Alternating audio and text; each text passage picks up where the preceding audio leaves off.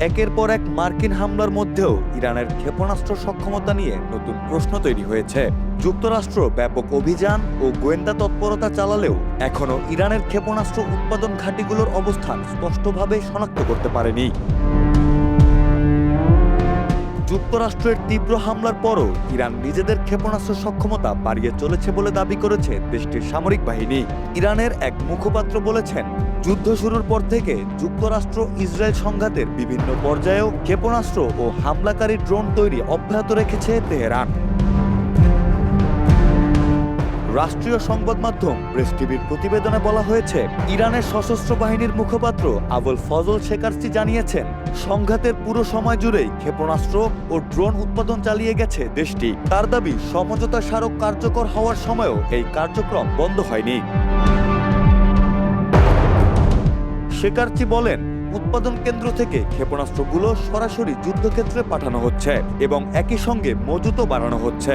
তার দাবি, যুক্তরাষ্ট্র ব্যাপক গোয়েন্দা তৎপরতা চালালেও এখনও ইরানের বিভিন্ন ক্ষেপণাস্ত্র উৎপাদন কেন্দ্রের অবস্থান শনাক্ত করতে পারেনি। তেহরানের ভাষ্য, ট্রাম্প প্রশাসন যতটা আশা করেছিল তার চেয়ে বেশি মার্কিন হামলা মোকাবেলা করতে সক্ষম হয়েছে ইরান। যুক্তরাষ্ট্রের কেন্দ্রীয় গোয়েন্দা সংস্থা সিআইএ মে মাসে জানিয়েছিল, যুদ্ধ শুরুর আগে ইরানের যে ক্ষেপণাস্ত্র মজুদ ছিল তার প্রায় 70% এখনো অক্ষত রয়েছে। বিশেষ করে ড্রোন তৈরিতে ইরানের ব্যয় তুলনামূলক কম হওয়ায় যুদ্ধক্ষেত্রে এগুলো ব্যবহারের কৌশল নিয়ে নতুন করে আলোচনা তৈরি হয়েছে। কম খরচের এসব অস্ত্র ঠেকাতে যুক্তরাষ্ট্রকে খুবই ব্যয়বহুল প্রতিরক্ষা ব্যবস্থা ব্যবহার করতে হচ্ছে। এতে দুই পক্ষের সামরিক কৌশলের পার্থক্য স্পষ্ট হচ্ছে। দীর্ঘমেয়াদী সংঘাতে শুধু অস্ত্রের মজুদ নয়, উৎপাদন সক্ষমতা ও অর্থনৈতিক চাপও বড় ভূমিকা রাখে। ইরান কম খরচে অস্ত্র উৎপাদন চালিয়ে যেতে পারলে যুক্তরাষ্ট্রের সামরিক ব্যয়ের চাপ আরও বাড়তে পারে। ফলে এই সংঘাতের প্রভাব শুধু যুদ্ধক্ষেত্রে নয়, অর্থনীতির ওপরও পড়তে পারে।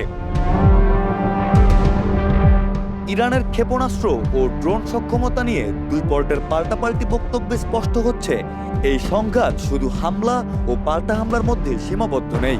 ইরানের ক্ষেপণাস্ত্র উৎপাদন কেন্দ্রগুলোর অবস্থান শনাক্ত করা নিয়েও যুক্তরাষ্ট্র চাপে রয়েছে।